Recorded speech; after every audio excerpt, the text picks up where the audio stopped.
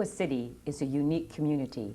This uniqueness is shaped by the people who contribute their ideas, their time, and their energy to the life of Iowa City and the university.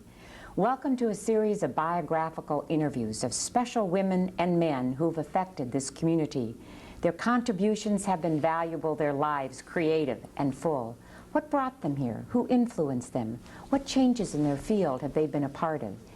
These and other questions will be explored during this series of interviews entitled, Tell Me Your Story. John Haefner, Professor Emeritus in the University of Iowa College of Education, taught for 46 years at the University of Iowa and 33 years at University High School. I talked to former students who shared with me that John Haefner was the most remarkable teacher they had ever had. As an innovative educator and dedicated teacher, Professor Haefner taught his students how to think critically, do research, analyze, and discuss complex issues.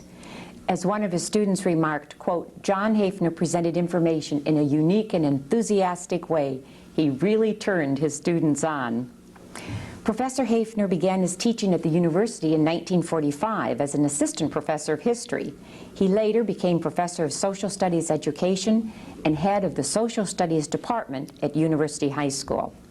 He became an internationally known educator in the field of social studies. He developed the Newspaper in Education program. He was president of the National Council for Social Studies, was a member of Phi Delta Kappa, which is an honorary education fraternity, Pi Gamma Nu, an honorary social science fraternity, and Omicron Delta Kappa, an honorary leadership fraternity. He also served on the Iowa Council for Social Studies. Since his retirement in 1982, Professor Haefner hosted a television program for the College of Education and continues to do volunteer work for Mercy Hospital.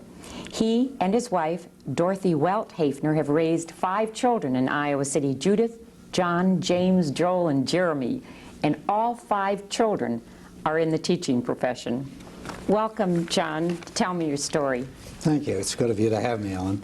Your story, I know, begins in Muscatine, where you were born in 1913, and your father was a Lutheran minister? Yes, I was born in a Lutheran parsonage. They tell me it was at 8 o'clock at night. The choir was practicing next door. I don't know what hymn they were working on, but in any event, that's the way I came into the world. You were, you went to Muscatine Junior College and then the University of Chicago. Right. How'd you get to Iowa? A University of Iowa, I mean. Well, if you remember now, we're talking about the early 30s, and the early 30s was a depression period. So it was basically money. The University of Chicago had not renewed my scholarship, and it was economically feasible for me to come to the University of Iowa, which I did. At one time, I read that you wanted to be a city manager.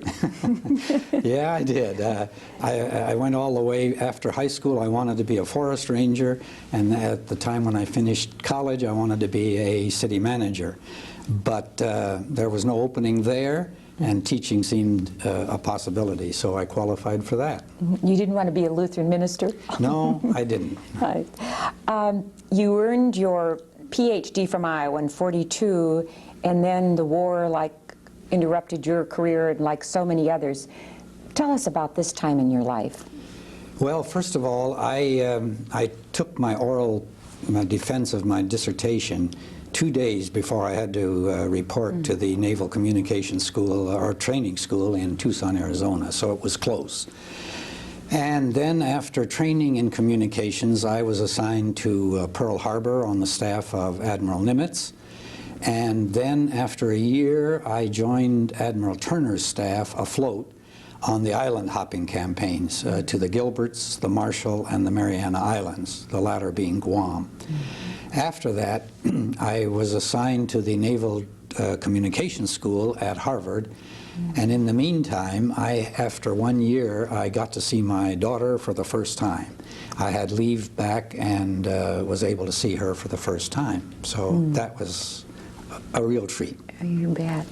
What were you doing specifically in the islands when you said you were island hopping? What was your job? We were aboard a ship which combined the Navy, the Army, and the Marines, and they had a communication center. And we were primarily the decoder of naval traffic and other traffic that was necessary to carry on the operation. Did you ever land on the islands at all? I did on Guam after it had been subdued, but not the others. After the war, you returned to the University of Iowa as assistant professor of history. Did you ever think that you were going to stay in Iowa City for the next, 46 years? No, I guess I didn't, although it became apparent that our roots were here in Iowa City. Dorothy was a native. She had been born here and loved it here, as I did too. So, no, I guess I didn't think that, but I was perfectly happy to stay because I love the community. Tell us about University High School. What was the purpose for people, viewers who are new, and how did it come into being and how it was organized? Okay, the university schools, because it went from kindergarten through grade 12, were of course an agent of the University of Iowa. And the intent was to provide an educational laboratory for the College of Education, where they could do research, which would result in publications and so on. University High School, of which I was a part, consists of grades 7 through 12. And was an interesting mixture of students from the surrounding rural community as well as from Iowa City. We had, of course, the sons and daughters of professors and faculty members, but we also had children of farmers from Tipton and from all around this area. It was an unusual school. The classes were small, limited to 50 per grade, so that we had 2 sections of each grade. And although there were obviously times when there were differences between the rural and the urban population of the school, by and large it was a real melting pot. And there was many a time when a person from the rural area would be not only football captain but also in the honor society. So that from my point of view, it was a most unusual educational institution, and one that was probably the single most important part of my professional career. Did you have to, how did you get admitted to U High? Could anyone go? You had to apply, and then obviously the total number of enrollment made a partial answer, but there were no formal tests that I can remember at all for admission, and so we got a very different kind of population. I think that was part of the secret of University High School. And when did you say, or did you say when it opened? About what year? 1917 was the first year, and I think the first graduating class from University High School was 1917. And you had a football team? Oh yeah, we had all the major sports. And you taught this wonderful course. I want you to tell me, I talked to some students who said that you gave pretty tough assignments, John. I mean, we're talking Plato's Republic and the Communist Manifesto and some writings of Machiavelli. Was this a usual thing for high school students to be reading? No, and I don't know exactly where the idea came from even. I had been teaching a course called Modern Problems. And then in 1952, I started what became called Readings in Social Studies. I guess a more accurate title would really have been Readings in the Humanities. It was a purely elective course. Students simply applied for admission to it. And I didn't set any limits as far as enrollment was concerned, but it tended to be between 15 and 20 or 25 students. We read books that were political philosophy in nature, including Edward Bellamy's Looking Backward, Plato's Republic, and as an antithesis to those, we read Machiavelli's The Prince. And strangely enough, when I asked at the end of the year of all the readings that they seemingly thought were the most important they had read, Plato and Machiavelli usually came out on top. And they either hated Machiavelli or they thought it was great. Then we read other books in the area of economics, Heilbronner books, One of our units also in this political philosophy was a treatment of communism. And we read the portions, at least, of the government study called The Strategy and Tactics of World Communism, the Communist Manifesto, and we spent a good deal of time on that, because remember now, the 50s were the McCarthy era and the time when there was real problems about our relationship with Communist Russia. Did you ever get a call about teaching things on communism? Yeah, I did get a call from a member of the American Legion who wanted to know exactly what the course was all about and whether what I was doing. But I apparently explained it to him all right, because Never heard from him again. Did you have your students research the times that these writings were written? Yeah, we did an introduction, a historical introduction to each of the books as a background, so that they'd have a better understanding of why the books were written. I also made assignments that tried to get them into the era of the time. For Plato, I required a Platonic essay, and these were tremendously interesting and very revealing about the students.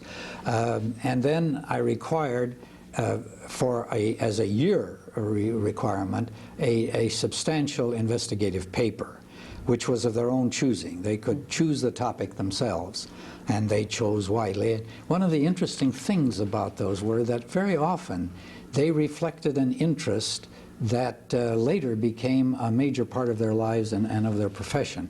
I recall one girl who wrote her paper on modern dance and became a professional dancer, for example.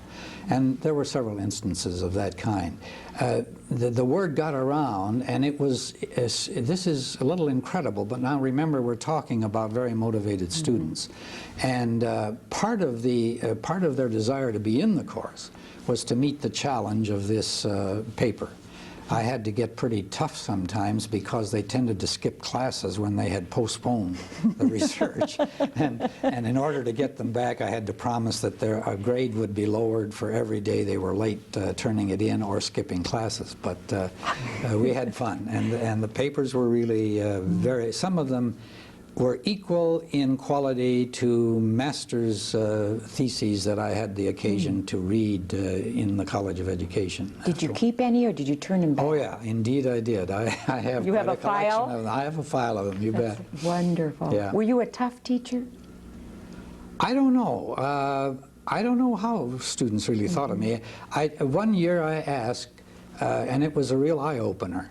I asked whether they thought I was guilty of trying to propagandize my points of view. And I got the feeling on the parts of some of them that, yes, I was. And that was a very sobering evaluation I got. And I think it made a considerable difference thereafter, because I certainly was not setting out to do that. But kids, you know, are very honest. They're more honest than adults. And so I kind of thought it was a tribute to the class that they were willing to tell me. They thought I loaded the dice a little bit once in a while. Well, a tribute to you came last year. You had many tributes, but last year 10 out of, I think, 16 of a former class of yours came back after I don't know how many years to 38 years to honor you and to have a mock class. Share this story. That's wonderful. Well, it started very interestingly. I came across one of the papers that a young man, Joe Howe, now a judge in Arizona, had written, and I knew his wife was going down. His mother was going down there to visit. So I called Mrs. Howe and said it might be fun for Joe to read what he wrote for this class. And she said, yes, I think he would. Why don't you bring it over and I'll take it to him. About 2 days after she got there, I got a 2-page letter from Judge Howe, and in it he reminisced about the class and what we had done, and the fun we had had, and so on. I wrote back a short note, and in the course of it I said, wouldn't it be fun in the light of, since we studied communism pretty extensively, wouldn't it be fun in the light of what's happened just this year in Russia if we got together again as a readings class? I know it's impossible, but it would be fun. The next thing I knew, Dr. DeGowan in the University Hospital called and said, I had a call from Joe Howe, and he suggested we have a readings class reunion, and that he'd come up if Dr. DeGowan would arrange it. To make a long story short, it it happened in the Mother's Day weekend last year. 10, as I recall, of the 15 members of the class were able to come back from Phoenix, Arizona, from Madison, Wisconsin, from Washington, D.C., from other places in Virginia. And Dr. DeGowan had set it up so that we started with a regular class session over in a conference room in the hospital. And we started with, look what's happened in communism. And it took off. We speculated. I raised the question finally. Here's an empty chair next to me. Let's pretend that Mikhail Gorbachev is sitting in this chair, and you each have one question to ask him.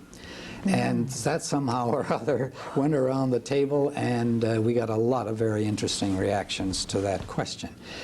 Then we had a dinner at the athletic club, and it was marvelous because the decibels started here and gradually went up because they got so excited talking to each other and reminiscing.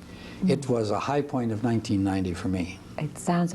Do you recall any of the questions that these former students of yours had to ask Gorbachev? Yes, they asked him obviously about how he felt about the possibility of his economic reforms. Some of them were pretty direct in wanting to know, did he think he'd still be president and chief of the Communist Party a year later, and so on. There were very mixed feelings about whether or not it was a sincere change in communism. Did you see much difference in over the years of their basic philosophical, political views? Not really. The ones that, as I recall, being fairly conservative were conservative 38 years later, and those who tended to be liberal and experimental and so on were liberal and experimental still. No, I don't think I did, although by and large, of course, 38 years, I think, are bound to make everybody a little bit more conservative than they are at age 18 or 19. But a lot of them ran true to form, I would say. Oh, that is, I mean, that's amazing. And when you think of it, Arizona, like you said, and Virginia, and Washington, D.C., and places in Iowa, and the University of Wisconsin. That's right. It was a great party. When did university close and why? University High School. It was phased out in 1972. And the reasons for that were manifold. I'm pretty biased on the question. It's okay. But I am fair enough to say it was both the fault of the faculty. From my point of view, it was a serious mistake, and I have to start from that. Sure. But it was partly the fault of the faculty at University High School, and partly it was simply a trend in the Big Ten, many of which, or almost all of which, had university-sponsored schools and had closed many of them. And I felt that although it was an expensive undertaking, there's no question about that, it was money well spent. The major argument used on the part of the administration was that everything that was being done in university schools could be done just as well in the public schools. I happen to disagree with that judgment pretty thoroughly. But the result was that we closed the school in 1972, and after a period of phasing out, and there were opportunities for the students to transfer to either West or high school. The faculty was at fault, Ellen, in the sense that we did not publish the results of what we were doing adequately. We were so busy trying new things that we did not see or did not take the time to do the writing and research that we should have been doing. I frankly admit that. So it was, it was not all one way. Nothing ever is, I guess. So many students remarked what a remarkable teacher, and you must have some special secret, or do you just love the act of teaching so much? And I love teaching, and I love teenagers. And I guess that's part of it, I think. But the other thing I think was that the youngsters I was dealing with, you know, I mean, I would be a complete failure in many public school situations today. I was dealing with students who came into class motivated to learn, and a school where being smart and learning was good and acceptable. That tells an awful lot, because almost anybody can teach that kind of students. I think the other thing was that I respected their ability, and we developed over time a mutual feeling of trust and respect for each other. And it was not starting out, you know, I like you, you like me. It was a case of, I think you're doing, and I was presenting them with substantive material, and they were all bright enough to see this is good stuff. These are good ideas. These are ideas we haven't encountered before. And so I can't take the credit for that. It was the quality of the students that made the thing work. And that's obvious in what's happened to these students. I mean, you know, they're doctors, lawyers, judges, and very successful housewives and raising wonderful families. I read opera singer. There's an opera singer, a geophysicist. Right. Don't let me forget that, right? A geologist, yeah, you bet. You had a nice thing happen to you. Your students surprised you with a Project X, a secret thing. Indeed. It was a high point, again, of my life, professional life. In the final year of the school, 1972, the readings class took the lead in developing Project X. And this was a very, very carefully guarded secret, so carefully guarded that at no time did I ever have any inclination what it was.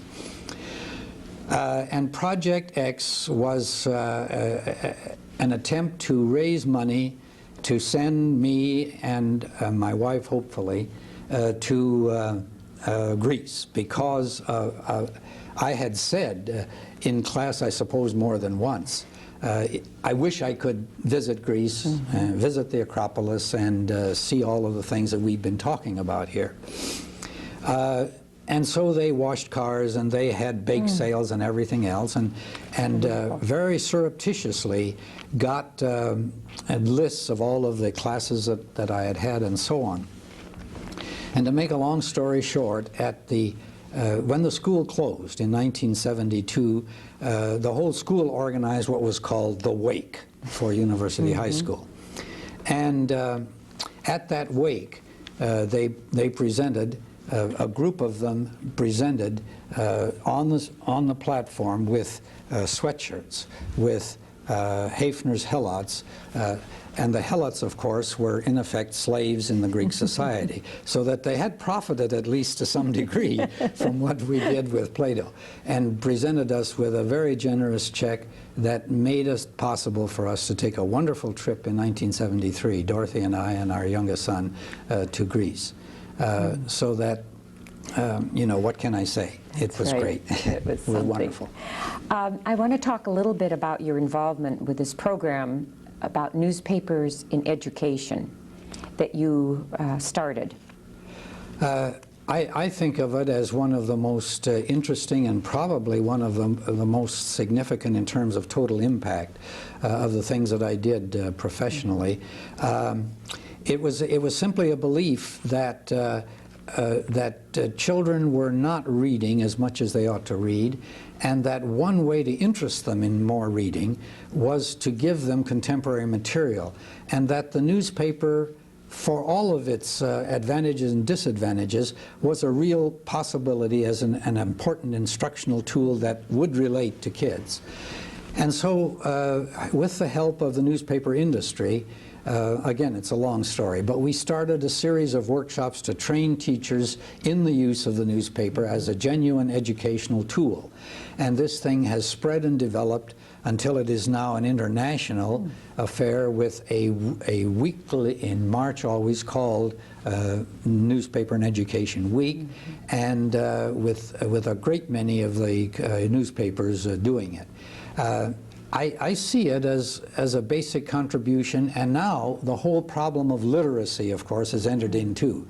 So that the goals of the program, which were to encourage reading, to develop informed readers and better informed citizens, and to increase literacy generally, I think it's made a substantial contribution. At least I hope so. I think so. I want to get a little personal now. You and your wife, Dorothy, have raised 5 children in Iowa City. There is also a story of how you met your wife. Yeah, I first met her when I did my student teaching as a senior in the university and practice taught in the 9th grade, of which Dorothy was a member. And I remember, I didn't get a chance to teach the class an awful lot, but I do remember taking the class on a field trip and so on. Then I, of course, left the university and taught for a year in Muscatine, Iowa. And while my father and I were in Europe on a visit, I got a telegram inviting me to teach at University High School. Well, by this time, Dorothy, I guess, was a sophomore, junior or night.